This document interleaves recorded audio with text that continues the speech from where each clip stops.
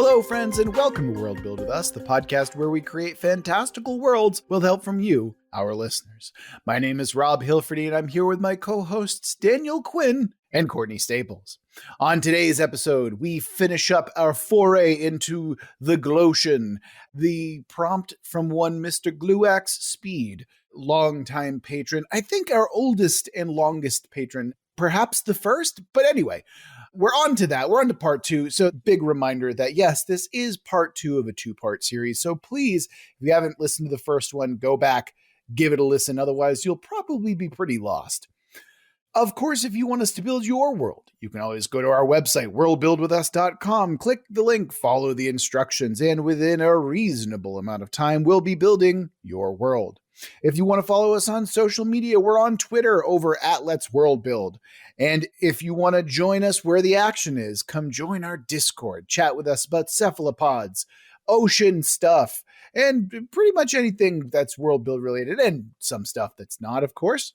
Come join our Discord, hang out with the community, and of course, if you're feeling particularly generous, you can always go to our Patreon, where you can just give us money because you think we're doing a good job. If you've used our ideas before, go ahead and give us some money. Why not, right? We'd really appreciate it. We always appreciate our patrons and their continued love and support.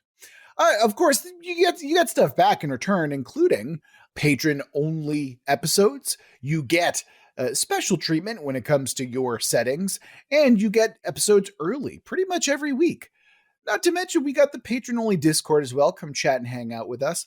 And with all of the shilling out of the way, let's dive right back into the cephalopods. So last we left off, we rolled the twist, and our twist was, now add in some treachery. So Daniel, kick us off here. How did you reconcile the twist?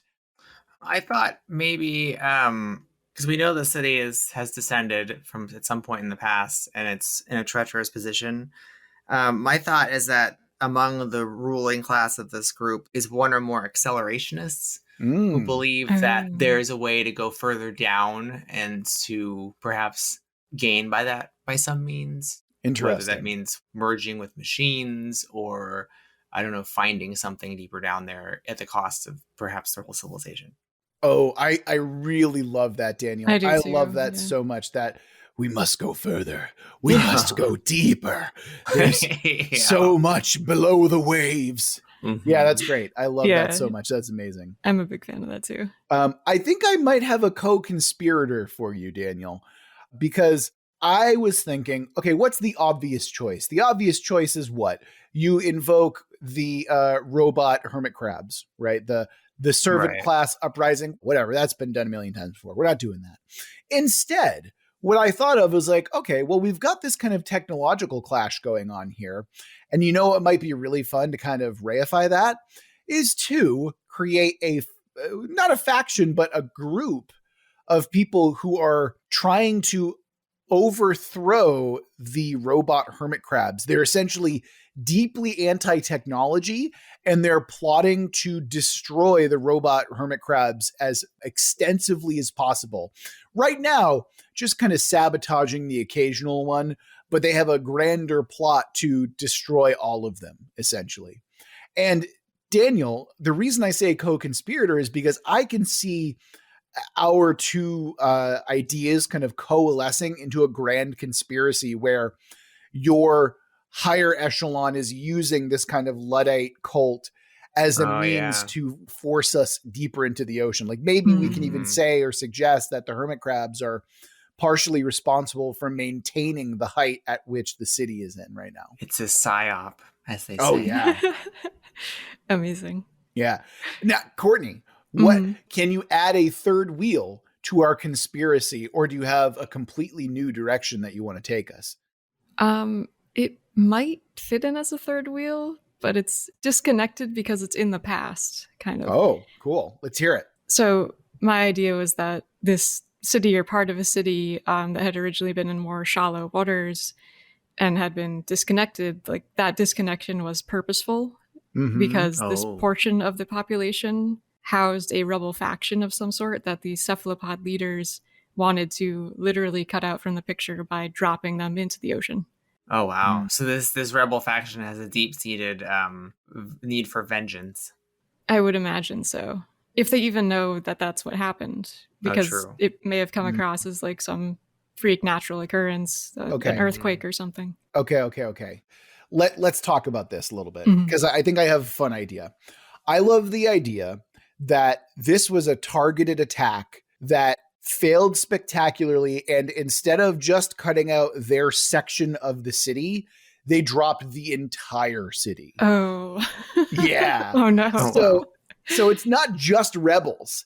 It's the people who planned it and plotted it are also down there, and they're like, you fucking Oh. idiot. You Oh my fucking God. dumbass. How could you dare do that to us? You know, like I think that's way more interesting if we do it that way. So they originally planned to get rid of a sect they didn't like, but they ended up tanking the whole city.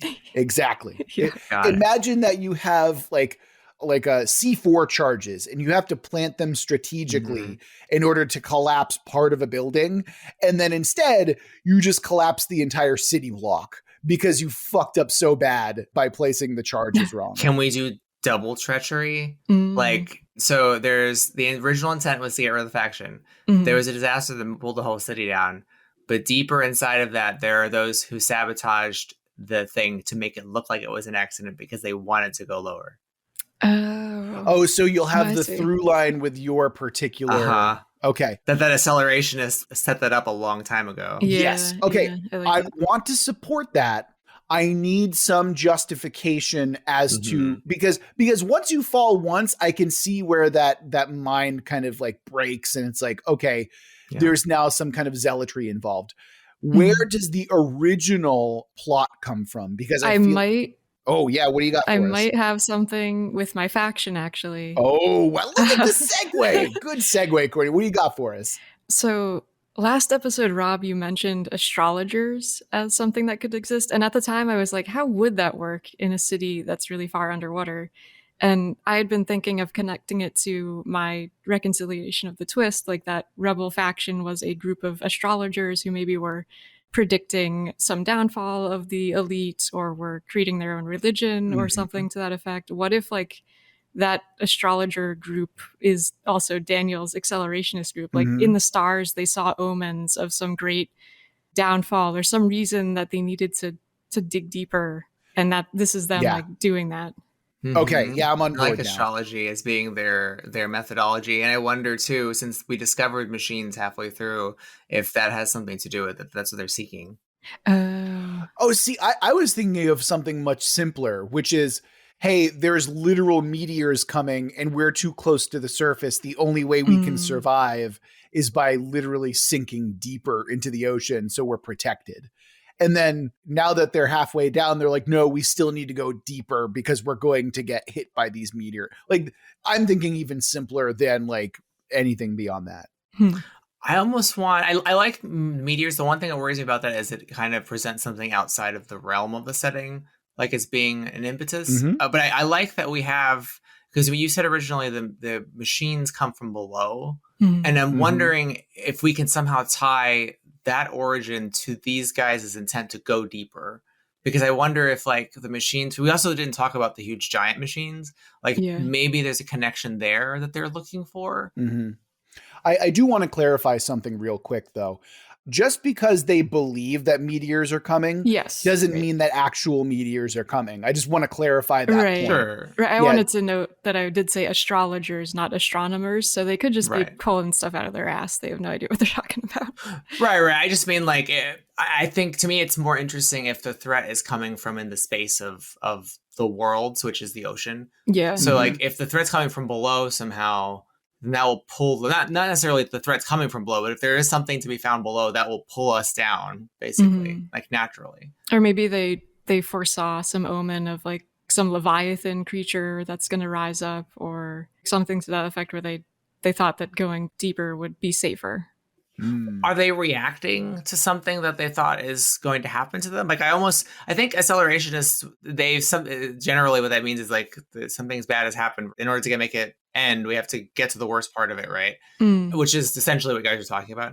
But I'm wondering if like the acceleration to go further down is a reaction to having dropped to this depth so far. Mhm. So I don't know if the real answer is what's at the lowest depth is something not that will help their civilization or benefit them, but will benefit the accelerationists, right? Because at the end of the day, it seems like, as we're describing them right now, they're like good in the sense that they are trying to save the civilization. I don't want them to be good. No, I don't want them to be good either. Right. I know. Like, I don't even want them operating under the pretense that they're doing something for the greater good. I want something even more sinister is what I mean. Okay, so maybe they got to this depth and then out of a hunger for maybe more knowledge or greater power or something, that's why they want to go deeper. It's not out of like safety. It's just like, we need to go. I mean, there could be another faction, to Rob's point, that sees this as a way to save themselves, but the darkest among them is bad. Yeah. You know? Okay, right. But what tipped us off to begin with was I needed a reasoning to start this chain of thinking. Like, what is the reasoning behind someone who would want to sink them further into the ocean? Like, or to sink them in the ocean at all? Like, that's what I need to jibe to work with. That, like, okay, because if they genuinely believe that the only way they can survive and be safe is by sinking them, cool, I can believe in that. There's some kind of religious zealotry involved. Cool, I can understand that. But if they're just like, no, we must go to the ocean, like, what's in it for them? Like, what is at the bottom of the ocean? That, like, I think the machines are the answer. How do they know about the machines if they're from the top? Like, my assumption is that they only knew about it once they fell to the first level.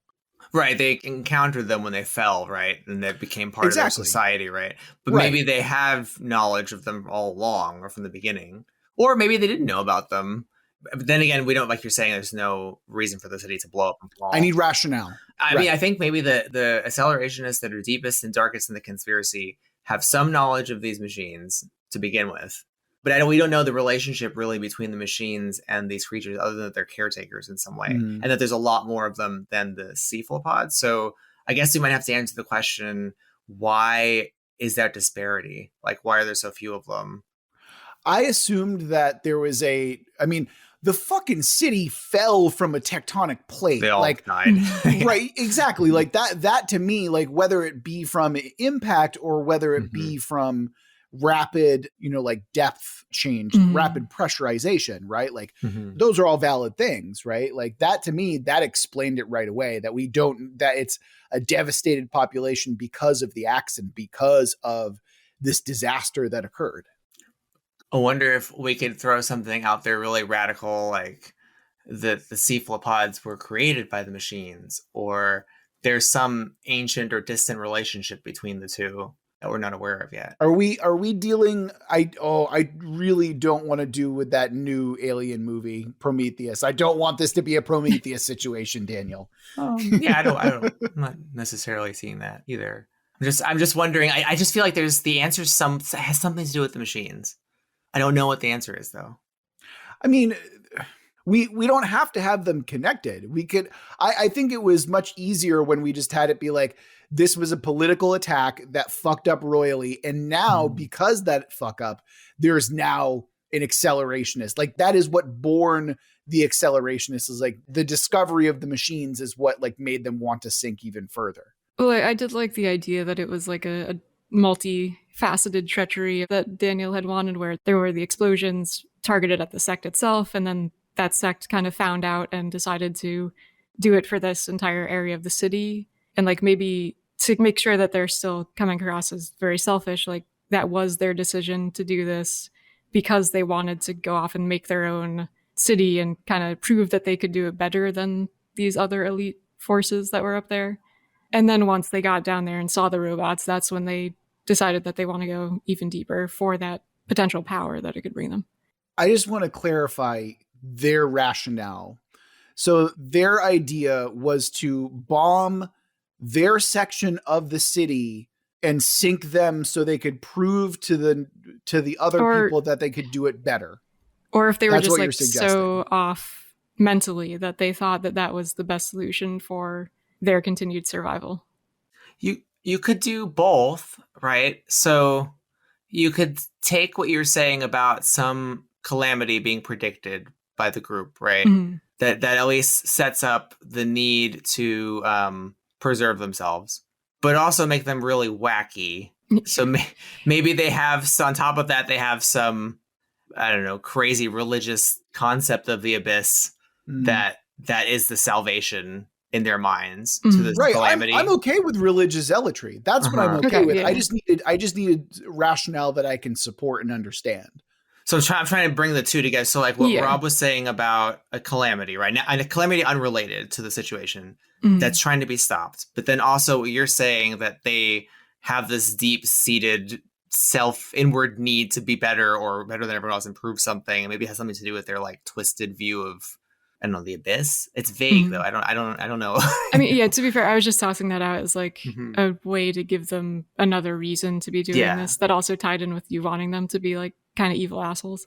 Right, exactly, yeah. So I'm wondering, if that could work. Yeah. Well, okay, because we have the religious zealotry aspect, now I'm more on board and I can offer you something that I think might make sense, right? I'm going to bring up Christianity, y'all. What's up? What's good? Anyway, what do evangelists want is the second coming of Christ, right? Right. They want the apocalypse so they can join the kingdom of heaven forever, essentially, right? So if you add in religious zealotry, then the swallowing maw of the abyss is maybe that's where they believe that their heaven is. Maybe they believe that by sinking themselves into this abyss, it will actually cause an ascension spiritually. So maybe their idea of sinking into the abyss is like their version of the rapture. So those who die in the descent into the abyss are actually pure. And so there's now like a religious aspect where it's like, the only people who are left at the bottom of that ocean are the unclean and the sinners, which means that you can have people of that faith who have survived and are dealing with massive trauma and massive guilt. I like that. That makes sense to me. Yeah, I like that. And I wonder, I like that too. I bet we could strengthen that if we flip one thing to like make it even stronger. Is suppose the machines didn't come from below. Suppose the civilization above was actually far more advanced at the time that it existed, and it had these machines, and they're obviously shaped like crabs because it's kind of like an ocean sort of setting, and that it was a way to maintain and really make a great city. And so after the calamity, there's fewer people because they all got harmed, right? And there's a lot more machines. And I imagine this like this cult that believes in this maw doesn't like the machines then. And so like that might be why they're aligned with the ones who want to blow up all the machines because they're like anti-technology. I can see the through line. Yeah. Yeah. So now you've got like that explains why they're caretakers because they were designed to be. That's what explains why there's a lot of them. It doesn't explain the giant crabs, but we can get to that. Okay. We've just created a massively complex plot to get us to the bottom of us basically where we started from. So, but now we've got factions involved and I am down with that. So yeah. Speaking of factions, Courtney, you've already given yours. Is that correct? Yeah. Yeah. All right. So Daniel, why don't you kick us off and tell us where you want to go with your faction? Wait, so Courtney, remind me, your faction were the astrologers. Yeah, they started as astrologers and then sort of turned into these religious zealots. Yeah. I mean, potato, man, you know? So they're like the accelerationists, basically. The ones deep in the core of this conspiracy who believe they pretty much turned into that, yeah. Got it. Okay, great. But they see things as part, it's like there's an astrology to it that is the basis of their religion. That's in like they've seen the signs, they've seen the omens, yeah. Okay, so then I think what would work in my case, because mine was kind of that, but I can change it in a way that I think will work. I want to make the good guy version of that. So I'm going to go with the group that is the kind of the philosopher class that rules, or at least that is not rules with so much as like their Senate or whatever, the ones that keep things diplomatically in check. And I think what would be neat with them is they understand the original relationship between them and the machines that they created to be caretakers of the city. But instead of like, I don't want to go in the route of like Elithids and psionics. So I'm thinking what they actually do is they can, they have a musical connection to them. And like it uses like tones that are sacred in order to communicate with the machines. So this class, that what they're known for in their artistry is obviously music, but also like an understanding of how the music controls and communicates with the machines. I wouldn't say controls, because I feel like I want the machines to not be slaves in a way. Yes. So it's like absolutely. a language to speak to and to have a communion with them, Mhm. which certainly could be perverted. But these philosopher types are trying to preserve their city through that relationship. I can appreciate that. Mhm. And by the way, if we're doing like philosopher class or like a smarty pants, I did some cephalopod research in Oh, our great. time in between, and I wanted to say I immediately was like, okay, if we have like a kind of smarty pants class, they have to be Nautilus, because Nautilus are like, they're little guys and they got like up to 90 tentacles, and to me, Oh, like, It's a wow. lot of tentacles. yes, and they just like hang out in a shell all day and they're little, and I'm like, wait a minute. That to me sounds like an upper class, like literally Yeah. like protected, like twee and like all sorts of like small limbs and stuff like that. That to me, like, yeah, your Nautilus class is essentially these chanters, right? Yeah, I like that. And it makes me wonder, Mhm. like, Courtney's astrologer accelerationist. I'm picturing something long and black and scary looking, like, or purplish. Like, what do we have for that? Hmm. Oh, yeah. Wait, what's the look of the astrologer Uh-huh. here, Courtney? That is a good question. Did you notice any creatures in your research? I guess none that stood out to me as that in particular, but I mean, could they also be Nautilus type creatures? They've just but sort they're of treacherous. developed in a different way. Or indistinguishable, maybe. That's why they're treacherous. Oh, Well, I mean, yeah, you could also yeah. just make them cuttlefish as well. That's also something you yeah. could do.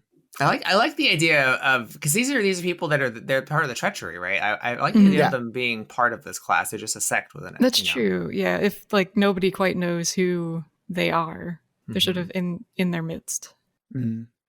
Oh, okay. I want you to Google image search cuttlefish and tell me that that's not a treacherous motherfucker. Look at this. Come on, guys. They're so cute. I like They're them. cute. They're little cute kids. They're treacherous motherfuckers. Come on, No, guys. no. Yes. They Look at got a them. little cute little tentacle face and little eyeballs. Yeah, exactly. They're tiny. Those are the kind of motherfuckers who are going to try and like bury us in like tons of water and ocean. They're the one. No. Think about it. Think about it. It's always the pastors with the shiniest teeth, with the most gelled hair, the ones who have like the veneers. That is a fucking cuttlefish, and that's a cultist. The cute, adorable face that you're looking into is the same cute, adorable face that wants you to meet Oblivion at the bottom of the ocean. Maybe there's like maybe there's like one group, right? And it's made up of nautiluses and cuttlefishes. Mhm. And one group is like the religious class, and one is the like the sciencey philosophy, the musical class. Mhm. And so the nautiluses are the musical ones, but the cuttlefish are like the priests. And they're all supposed to be one concert of good things, but like you're saying, one of the cuttlefishes are evil, or a few of them. Oh, yeah. Yeah. By the way, I like the fact that you mentioned them as concerts, and I think that that's a great group name to call them. Like, these aren't caste systems, they're concerts, right? Yeah, I like that. Because that emphasizes the musicality of the setting. And like, when you have the music class, and you can also separate it from like high class music and low class music. And my faction, as a masterful segue, is of the lower class for sure. Unless we have more cuttlefish that we want to talk about. I was going to say that Nautilus things have like a sort of shell in them, right? They have shells, yes. Yeah. I wonder if that's what they use in part of their like music making or their communication with the robots. They like use their shells in some way. Oh yeah, that'd be cool. Yeah, I could definitely see that. Like as an instrument. Yeah, and like that's what gives them the ability to better communicate with them than the other cephalopods. They're evolved that way. Yeah. That makes sense. Yeah, and it's like, okay, these creatures can't naturally make these sounds, but because they have this shell, they're then able to like, I don't know, maybe through some kind of weird, nonsensical, non-science magic, make this happen, It also means that the cuttlefish priests need the nautiluses in order to control the machines. Right. And that's actually that's where it becomes really interesting. That's where we can add in the treachery, right? Where who actually betrayed who there. And, because there's so much intermingling between these two concerts that, like that's good. I like the way that we can kind of play with that. That's really fun. So can I go now? Can I introduce my factions? Yes. Okay. So you all know I'm a working class man. You know this. I'm deeply appreciative of labor unions, of construction workers, of engineers, which are a little bit highfalutin, but whatever. Of people who are laborers, right? They do not get enough respect, and God damn it, that's the same case that we're dealing with here. So I wanted to introduce an entire concert of laborers and of working class folks whose one thing. So little cephalopod chat here. I found out that certain squids can actually fly and can actually like produce so much power in their jets that they can essentially they can fly above the water for a good distance, right? But what that translates down here is you have folks who can essentially jump superhuman distances because they are basically like able to jet around with the kind of physiology that they have, right? So that to me is really fascinating. And to me, I'm thinking that these are the folks who maintain the lily pads, who drop themselves or sink down to the bottom as far as they can go. And then they jump back up with their jets. They basically have a way to like stay under the lily pad to make sure that things are growing properly. They're miners basically, but they're cool underwater weirdo miners, and that's what I wanted to introduce because they're literally keeping the city afloat, and I really wanted to give them their due and honor them as best as they possibly can. I like that. Yeah, I had also thought of something not nearly the same but similar as far as like a group that would be taking care of the lily pads, checking the status. But my thought was like through riding the hermit crab robots. But yeah, I like where you went, that they're not dependent on the robots for what they need to do. Yes. What creature am I Googling to see what they look like? Oh, you just a squid. They're like certain types regular of squid. Yeah.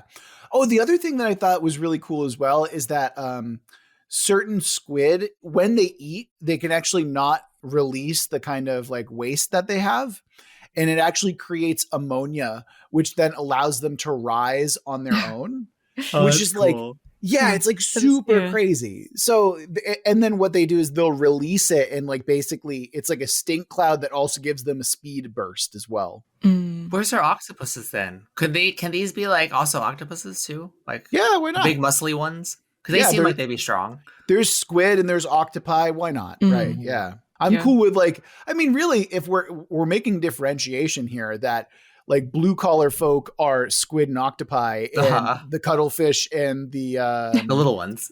Yeah, the nautilus, they're like upper class, like there's kind of like a weird I also want to be careful that we're not creating bioessentialism here by like forcing caste systems here or like concert systems here. Well, I think there's like an evolutionary reasoning behind this. Like, for example, and some people might call it bioessentialism, and I would say that they're dumb for calling it that. But in this case, what we're trying to say is like, I think if you've got big beefy octopuses and big beefy squid people maintaining the lily pads and the structure of the city, doesn't mean they're dumb, but it means they may have been evolutionary, like evolved to do that over time. Whereas the nautilus ones and the cuttlefish, like that's just how they've evolved. Like one has a shell that's meant to do that. Well, let's just go ahead and think about it this way. Maybe you make the choice when you're a developing cephalopod, and it's not that you're born that way. It's that you choose that way, and then your body rapidly changes as a result. That's so you remove the bioessentialist element, and you're creating like, no, this is my choice. And then what that also does is it creates this kind of interesting discussion or interesting thought experiment, I suppose, where it's like, I thought that I wanted this and I changed my entire life to do this. And now I realize that I don't want it. So can an octopus then make the change into being like one of the Nautilus concerts or something like that? And vice versa, obviously, right? And I think that is an interesting kind of conversation that we can have as well, because we have this like base form cephalopod that can then choose or transform into through, all sorts of bioevolutionary nonsense, right? Yeah, it's kind of cool. Like you start off with these cute little baby cephalopods going around, and then at some point like at a certain developmental point, they have to make a choice and they go into some other pod or something, and some transformation takes place. They come out as this fully developed organism. That would perhaps provide a purpose for the machines. I How wonder so? I wonder if, because what you're describing seems like what you call it, supra evolutionary, and then in a sense you're kind of taking control of how you evolve. So Correct. I wonder if the machines is what enabled them to be able to have that choice over time, and that's why they're so nurturing and designed to protect the creatures. Like, so the little cute unformed cephalopods, they go through this process in one of these machine chambers that then shapes them into one of these paths. And Interesting. perhaps the art of doing that has to do with, the music of what they are. Oh, so maybe you hear a certain tone and then you're attracted to that or something like that, and then that kind of like shapes how you start to change and like evolve and stuff like that. Maybe there's some kind of like very highly advanced, almost magical like tonality that really shapes their genetics, like accelerates their genetics to become this one thing, That's actually really interesting and justifies that rapid evolution and that kind of that mode. That's interesting. And the sacredness of the machines too. Like the machines now, for at least for the old class who remember what they're for, that's why they respect them and care about them. And now I'm a lot more on board with these hermit crabs being part of society from the get-go. Because now there's like a more of a reason for that to exist. Yeah, like they're like essential to their culture. Also with you talking about the tonality and the music kind of directing where they go, like their purpose in life. What if that's part of what's going on with the extremist astrologist zealots too? Like they're hearing some tone deep below. Deep. Oh yeah, kind of like a whale song sort of thing, and they're interpreting it as like, we need to keep going down. We need to hear what this is. Yeah, that's good. I love a call from the depths. Like the ultimate tones they hear. They're so far below, and all these steps they've been trying to get closer to it. Can we establish though that this is like a highly specific, highly religious aspect? Like they believe it, but it's not necessarily true. And there's maybe some mystery based around that. I would like it to be the case that they don't really know what it is, but that it is provable that there is a sound. That would be interesting. See, I like the idea that the people who are following the chant from the depths, they have to take it as faith. And we as like kind of the audience don't know either way which is true or not. Because there's going to be things that like, oh yeah, no, 100% the chant from the depths is absolutely real. But then it's like, well, you can kind of explain that, right? Like I want that kind of unknowingness. I want the mystery to be there, whether or not it's real.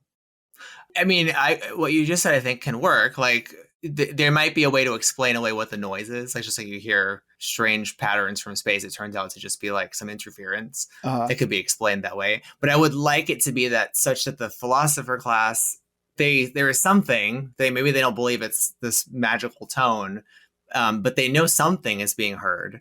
That way there's like questions as to what this is once it's pointed out.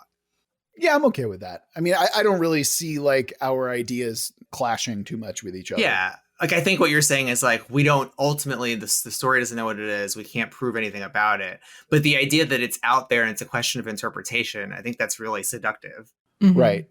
And I like the idea that you can now have like, you can call a non-believer tone deaf because they don't hear the tone from the deep. Or they just they see noise and they're like, oh, that's just like the trench it has all these, waves and stuff. And that's how it works. Yeah. I don't hear anything. There's just silence. And then like the believer is like hearing a chime or something like that. And you're like, oh no, they got them, or something like that. And what would be really interesting as well is if you followed like two people and like they didn't hear it together for the longest time, and then one day out of the blue they both like hear maybe it. No, just one of them hears it, and then that's where you see that schism where you see them like start to drift apart, and you follow both of their stories as they actually we can make it so one of them goes to the upper concert and the other one goes down to the lower concert. And then you see them like kind of just, it's like an origin story for these two very different people. And like the way that you can frame that through the tones, through being tone deaf is like so chef's kiss amazing, really fun, I think. One question then is, what is the deal with the giant crabs that are not nice? That too. Oh, Daniel. I mean, come on, man. Still got those giant crabs. You forgot about that. Do we still need the giant crabs? Because we can literally just jettison them, right? Like we don't actually need them because we have all this other, like these other hazardous things besides giant enemy crabs. But I kind of like the giant enemy crabs. Yeah, it's up to Courtney. If she wants them, we got to make them happen. But I want giant enemy crabs. Yeah. I mean, let's play it out and see what happens. Mm-hmm. So we know these machines are responsible for their transformation, the squids, from one state to the other, into taking control of their destiny almost, right? Away from science itself, from their natural development, as far as we know. So is this a perversion of that? Are these just giant machines? Or are they a version of that? Maybe are they misunderstood? Are they really bad? Those are questions I would put on the table. Well, we can do a couple of things here, right? Number one, we can not make them mechanical anymore. We can just have them be bio crabs and they're just giant monsters that roam the sea, right? Mm-hmm. That's one option. The other option is to, actually, I don't like that idea. Never mind. I take that back. Because the way to cheap out is that these crabs are actually the source of the chime from the depths, right? I don't do that. Right. No, right. That's why I said it's a dumb idea and I don't want to do it, right? Like, because that takes away so much of the mystique and the mystery of what we're talking about here. But if we insist that they are mechanical, then they have to have a function. And what function would appear aggressive but actually isn't? If they are something that cities used to be built on top of, like they are roving cities in a way. So, okay, square that for me though. Why would they be attacking, or why would they be a threat? It might not even be that they've attacked, it's just that they look very terrifying out there, like massive mechanical crabs. Another way to go is if they are natural and not mechanical, maybe like the remnants of other cities have allowed them to grow to this size. Like they have swapped out their shells over time. Sure. And their shells are now the husks of ancient cities that have fallen into the depths. Oh, that's an interesting idea. I can certainly get behind that for sure. The other option, which I think might be more of like an adventure, like a reason for an adventurer's guild to exist, which is they feed on the lily pads. So, when all of a sudden, like the city starts to rumble a little bit, it's the laborers union that has to go down and fend off the giant crab from eating the stalks of these lily pads or eating the bits of the lily pad that exist. So it's like they're an existential threat because they threaten to literally undermine the foundation that is keeping the city afloat. Yeah, that works. So I guess the question would be, are they mechanical or not, to decide a path there? I mean, it does, like when I say they feed on the lily pad, if they're biological, then they're literally eating it. If they are mechanical, then their job or their purpose is to remove refuse, which they see as the lily pad, something like that. And in that way, you could actually give them a slightly less maligned kind of motivation, which is there is something below that the lily pad is blocking, right? Well, I guess the reason why I ask is are we sticking with them being mechanical or not is because if they're mechanical, that means they were created by something. So it raises some other questions that we have to dig into. And that also means that the Nautilus things can probably communicate with them in some way, which would be interesting with the accelerationists. If the accelerationists figure out how to get those crabs to snip away at the foundations. I like the idea of them also like feeding on the lily pads too. Yeah. I don't want to lose that. So I'm wondering if we go the mechanical route, I'm wondering too, is the technology related, like the transformational technology they have and these crabs, are they similar technologies? I want to say that the transformation aspect is not linked. Like the little hermit crabs are specifically designed to nurture, labor, and encourage that kind of evolutionary pathway, right? But the big crabs, like the regular, like the king crab, the Alaskan crab that are trying to like clean up the lily pads or like eat them or whatever. I see them as like their purpose is entirely different. They don't have nearly the same tones and nearly like it's basically like the difference between schools of magic, right? If the hermit crabs are abjuration, then these giant king crabs are like evocation, right? Like you can still kind of talk to them, but your specialization is going to differ greatly between the two types. Did these machines then exist before the city fell? Like, were they part of this technology? Because we're saying they're in the depths, right? Right. I mean, if we give them purpose to be like cleaners of the depths, then them trying to clear out the lily pad makes sense. They have a function, and that function is to ensure that like nothing is blocking the pathway, from the depth to the surface, essentially. So they went rogue then after the fall.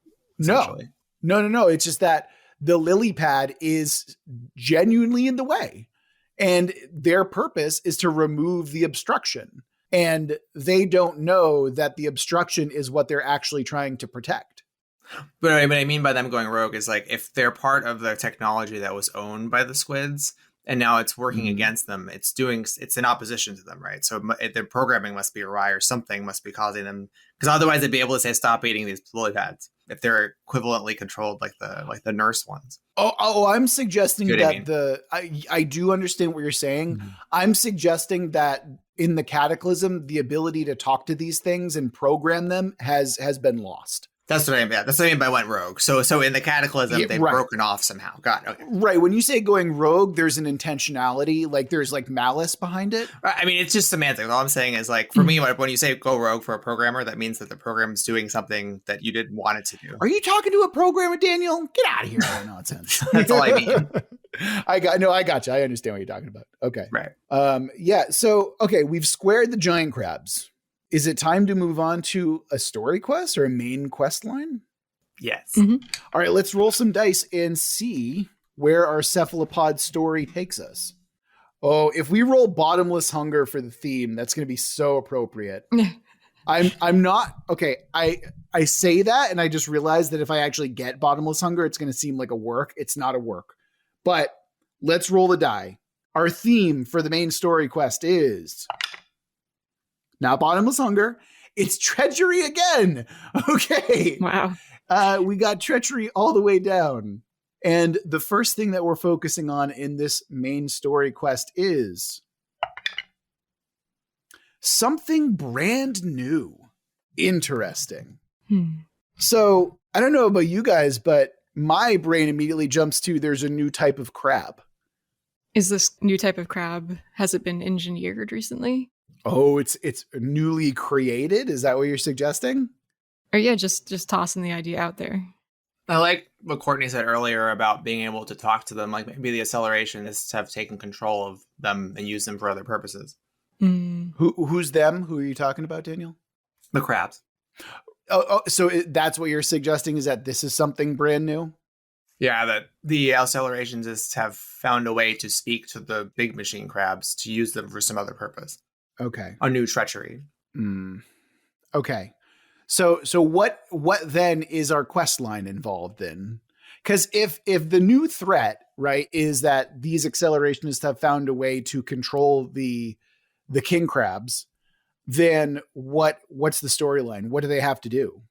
I mean, clearly the accelerationists want us to descend further into the abyss. Correct. And you said the machines were designed to eat the lilies, but they kind of do it arbitrarily because they're just following their old programming. So perhaps the accelerationists are using them in concert with each other to really destroy the lily pads. So then you can have a quest line of your lower class squids trying to stop that from happening and figuring out the conspiracy. So where's the treachery? Is it that the treachery is revealed? Because this isn't treachery. This is like them doing the same thing that they've been doing. I think the treachery is the concerted effort of all of them working together suddenly with a mysterious intelligence, when before they were just kind of monsters randomly attacking. Okay. Hold on. New intelligence makes me think that there's a new player involved, and that also works with something brand new as well. Can we get maybe a new manifestation of the chimes from the deep? I think that'd be really interesting if we toss that in there somehow. What do you mean by that? I'm saying that something new, there's been a revelation, whether that be a religious revelation or like a new piece of technology that has enabled them to talk to the king crabs. There's been a development, basically, because I like the idea that there's been a stalemate and then something has happened, whether it be religious, technological, or something that has enabled them to talk to the king crabs, because them just learning how to do it narratively is unsatisfying. And what you essentially force the heroes or the protagonists to do at that point is to basically wipe out the sect, right? Because the knowledge, whatever. But if we turn it into a religious artifact or a piece of technology, then you now have a different type of quest where it's like you have to destroy that thing. And that to me sounds better, a little bit better than genocide, because then you can at least come back with a new, you can have those villains come back because like you destroyed our ancient relic, we're going to fuck you up, blah, blah, blah, you know? Yeah, what if it's an instrument, like a literal musical instrument that allows them to communicate? I like that a lot, Courtney. I'm vibing with that hard. It could be something that they designed, perhaps, or created from older designs. Oh, yes. I like that quite a bit as well. Yeah. Oh, it would be really nice if the instrumentality of it, the technology or the methodology comes from the machines that nurture their transformation. How do you mean? So whatever music that it generates that allows them to speak to these crazy giant crabs is the same or similar music that's used to transform young cephalopods to their final forms. But just like amplified or something. I like what I like about that is it shows how you can pervert the technology to do something awful. I see. So, but I do want to keep it to like a piece of technology, and that could still work. I mean, it could be that there is some method of perverting that technology, and there is a new way that's been discovered, and that's interesting me. I think I can get behind that. What if it's an organ like you would find in a church or a cathedral?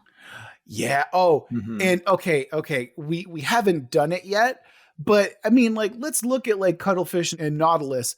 I did say nautilus can have up to 90 tentacles. Maybe you have to be like a 90 tentacled, or like you have to be of this particular thing just to be able to play the organ as it is. So there's like some exceptionalism involved with it as well. So then I could see like a final conflict or something if you're playing a group of octopi or squids from kind of further down. If they get to this area and figure out that the organ is what's needed to communicate, they basically like have to work together to perform music that normally would be played by a single nautilus. But with them, it's like a quartet or a quintet that they have to pull this off flawlessly. Oh, that's neat. I see what you mean. I love the idea of collectivism. You know this. Yeah. So you already know that I'm down with something like that for sure. Yeah, I'm down. I dig it deeply. That's really fun. And what's also interesting about that is destroying the machine will certainly stop them from doing what they're doing in the short term, but it's the knowledge of the song that is really the dangerous thing, and that can't be destroyed. Right. And that's why I like the idea of like, okay, you have to like, they're a recurring villain. And so that threat can be, that threat can come back. Like, okay, we basically have to commit genocide, but also like maybe not so much. Like there's a way that we can prevent it now that we have this information, Yeah. And I could see it having like repercussions down the line, how the party decides to figure this out. Like if they decide to keep the organ and they play the song and they learn how to control stuff, that allows them to control the crabs far into the future. Whereas if they destroy it, they've kind of lost that ability to communicate with these things. Yeah. There's a moral quandary involved. Yeah, now. Absolutely.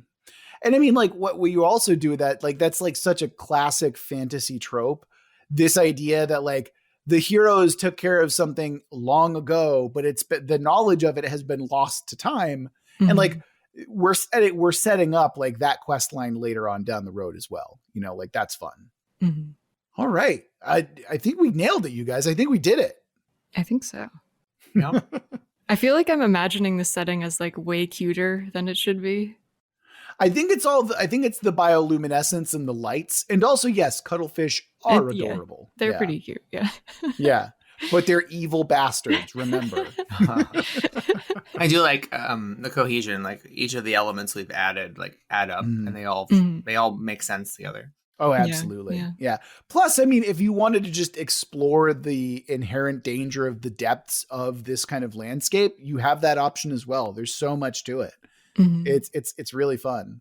So yeah, a big thank you to Gluax for offering this to us, this off the chain type of prompt. We thank you deeply, Gluax. And remember that if you want us to build your world, you can always go to our website, worldbuildwithus.com, click the link, follow the instructions, and within a reasonable amount of time, we'll be building your world. If you want to follow us on social media, we're on Twitter over at Let's Worldbuild. Or if you want to engage with us more directly, you can go to our Discord where you can chat with us about world building, cephalopods, or your own world building setting. We also have a Patreon where lovely, generous people like Gluax can give us money, and they get benefits too. It's not like a completely one-way street. They get extra benefits like patron-only episodes, early access to episodes, patron-only Discord, and they get double the length for any setting that they would submit. So instead of one episode, they get two, which is why we had a two-parter with Gluax. A huge thank you to all our patrons and all of our listeners. We thank you and love you deeply. Kiss you on the mouth, that type of stuff. Not really. But anyway, that's going to do it for this episode of World Build with us. Remember that we love you very much, and we're going to get through this together. Until next week.